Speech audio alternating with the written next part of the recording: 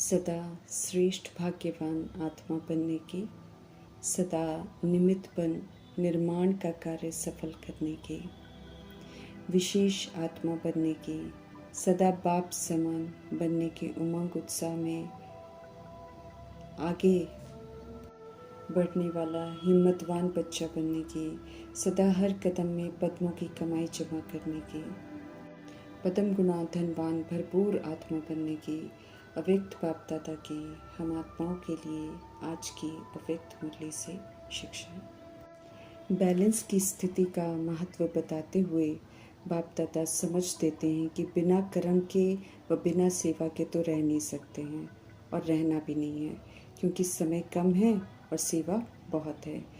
सेवा की रूपरेखा बदली है, लेकिन अभी भी कई आत्माओं का उलहना रहा हुआ है।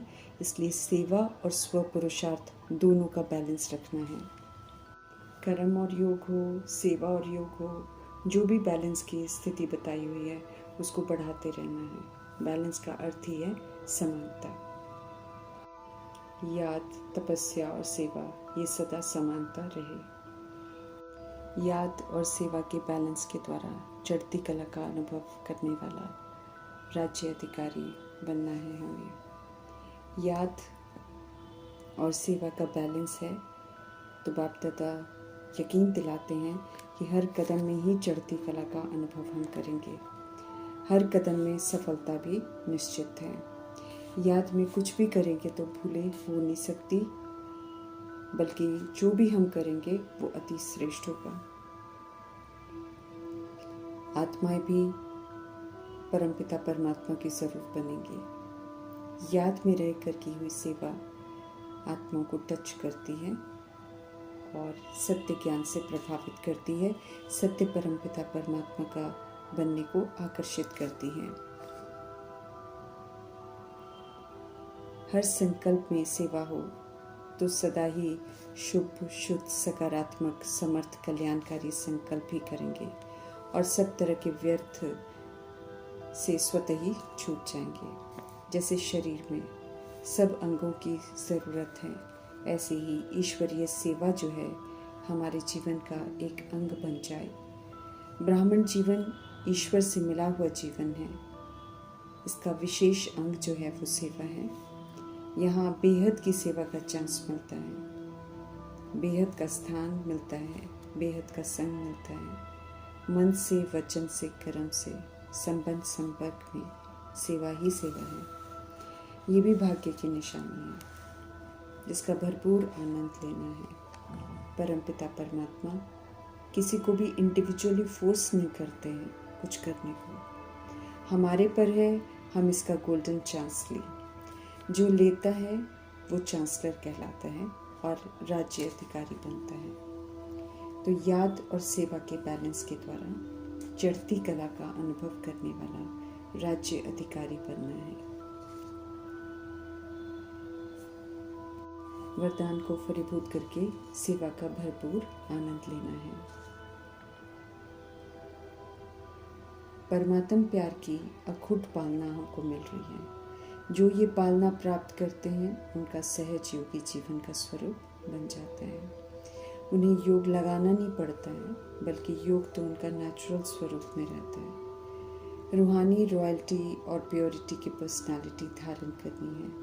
समझ देते हैं पवित्रता के सागर परमपिता परमात्मा कि ब्राह्मणों का सबसे बड़े से बड़ा श्रृंगार है पवित्रता, और संपूर्ण पवित्रता जो है हमारे जीवन की सबसे बड़ी से बड़ी प्रॉपर्टी है, रॉयल्टी है। संपूर्ण पवित्रता ही पर्सनालिटी है। इसे धारण कर हमें एवर रेडी बनना है। एवर रेडी बनेंगे तो प्रकृति सृष्टि परिवर्तन करने का कार्य शुरू करेगी। प्योरिटी को हर क्षेत्र में यूज़ कर हमें प्योरिटी की पर्सनालिटी बनना है। इस प्योरिटी की पर्सनालिटी से संपन्न रॉयल आत्माओं को सभ्यता की देवी का टाइटल प्राप्त होता है, तो ये टाइटल भी कमाना है। मेरा बाबा संगम युग का सबसे अनमोल खजाना है। दिल से मेरा बाबा कहो और भोलानाथ शिव बाबा के सर्व अविनाशी खजानों का मालिक बन बेफिक्र बादशाह बन सकते हैं। मेरा बाबा कहने से मेरे बाबा के ज्ञान गुण शक्तियों को अपना बना सकते हैं। फिर योग का खजाना, संकल्प का खजाना, बोल कर्म का खजाना, श्वास का खजाना, धारणा का खजाना, ये तन मन धन, ये कर्म इंद्रियां सब प्रभु का खजाना बन जाती हैं जब हम उन्हें सौंपते हैं। फिर प्रभु उन्हें खजाने के रूप में हमको देते हैं।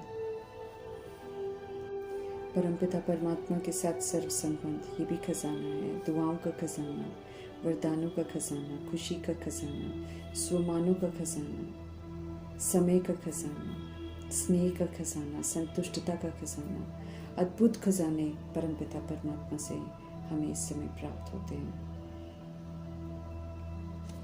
ईश्वरीय पढ़ाई अपने आप में एक खजाना है। इन खजानों को प्रयोग कर सेवा में लगाकर इनका मालिक बनना है।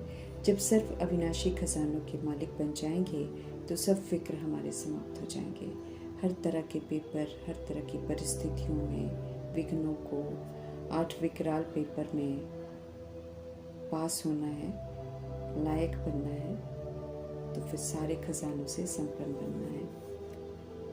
मेरा बाबा दिल से कहेंगे तो समय से पहले संपन्न बन एवर रेडी हो जाएंगे, बेफिक्र रहे, सब कुछ पार करेंगे।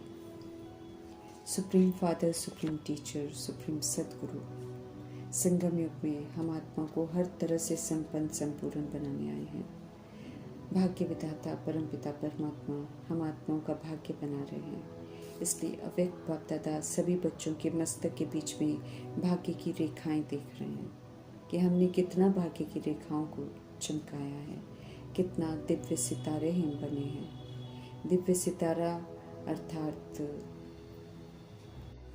नैनों में स्नेह और शक्ति की रेखा की चमक हो, मुख में श्रेष्ठ मधुर वाणी की रेखा की चमक हो, होठों पर मीठे मुस्कान की रेखा की चमक हो, दिल में दिलाराम के स्नेह में लवलीन रहने की रेखा की चमक हो, हाथों में सर्व खजानों की संपन्नता की रेखा की चमक हो, पाँव में हर कदम में पदम की रेखा की चमक हो। ऐसी अविनाशी श्रेष्ठ भाग्य स्वयं परमपिता परमात्मा से हमें प्राप्त होता है। विशेष संगम युग में ऐसा श्रेष्ठ भाग्य का अनुभव सदा इमर्ज रहे। दिल से पहचान कर मैं बाबा का, बाबा मेरा मानना और अधिकारी बन जाना, सब कुछ प्राप्त कर लेना। परमात्म खजाने ऐसे खजाने हैं कि कोई भी अप्राप्त वस्तु नहीं है। ऐसे प्राप्ति स्वरूप का अनुभव करना है। हमें चेक करते रहना है कि क्या हम ऐसा अनुभव करते हैं। संगम युग में ही प्राप्ति स्वरूप बनना है। अभी अनुभव अगर हम नहीं करते हैं तो फिर भविष्य में भी अनुभव नहीं कर सकते हैं। अभी के पुरुषार्थ के श्रेष्ठ कर्म से ही भविष्य प्रारब्ध बनती है। संगम युग में ही बहुत काल का अनुभव चाहिए। जीवन में रहते हुए मुक्त अवस्था का विशेष अनुभव अभी का ही है। बेफिक्र बादशाह का अनुभव भी अभी का है।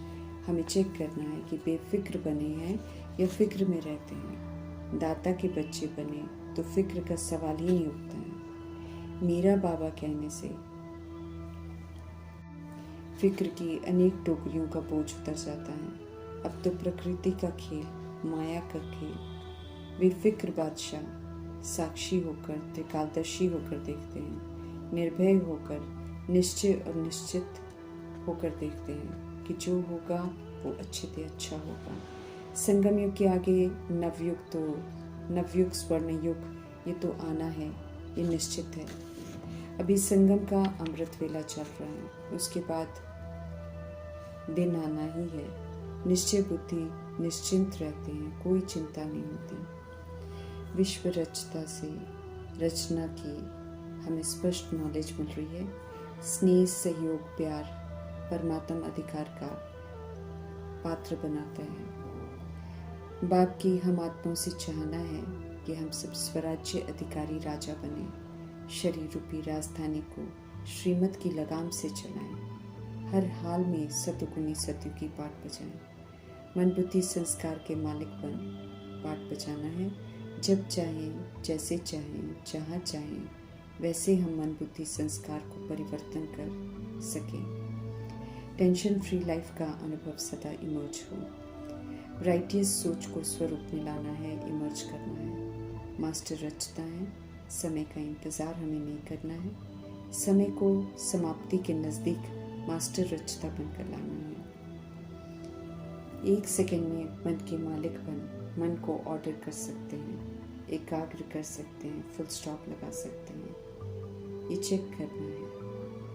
फुल स्टॉप सेकंड में पॉइंट बन जाए, कोई क्वेश्चन नहीं, कोई आश्चर्य की मात्रा नहीं, सिर्फ फुल स्टॉप और कोई मेहनत नहीं है। एक पॉइंट शब्द को अभ्यास में लाना है, हमें पॉइंट स्वरूप बनना है। वेस्ट को पॉइंट लगाना है। महावाक्यों के जो पॉइंट्स हैं उसका मनन करना है। पॉइंट्स हमें याद रखने हैं, पॉइंट लगाना है, पॉइंट बन जाना है।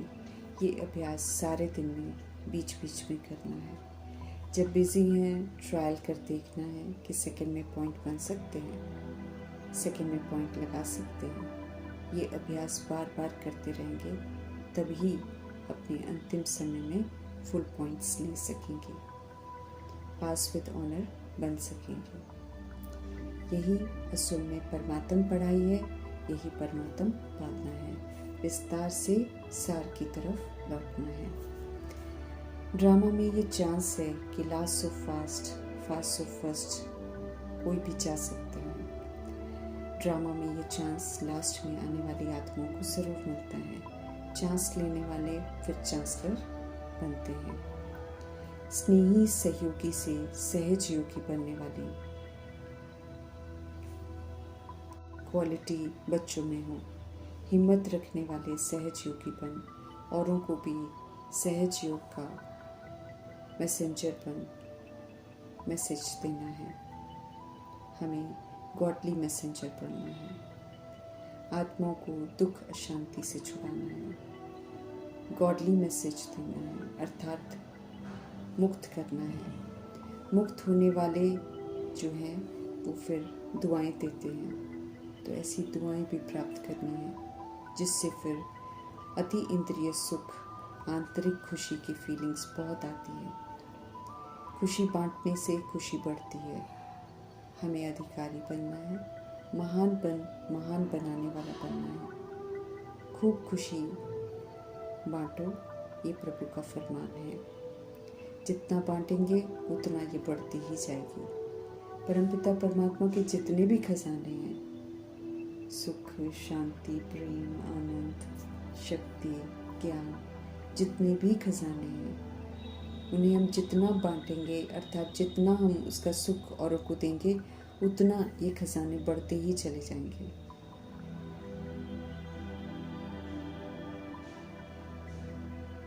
तो बाप दादा समान बनने वाले निश्चय बुद्धि विजयी बनना है। होली और हैप्पी हंस बन व्यर्थ को समाप्त करना है। समर्थ बन समर्थ बनाना है। एवर एवर हैप्पी रहना है। कभी भी दुख को आने नहीं देना है, दुख को डिवोर्स देना है, तभी दूसरों के दुखों का निवारण हम कर सकेंगे। हमें सदा सुखी रहना है और सुख देना है। सुख के वाइब्रेशंस चारों तरफ फैलाने हैं। सुख के सागर से मिल रहे सुख को जमा करना है। दुख आए तो अपने पास बिल्कुल नहीं रखना है, झट से बाप को दे देना है।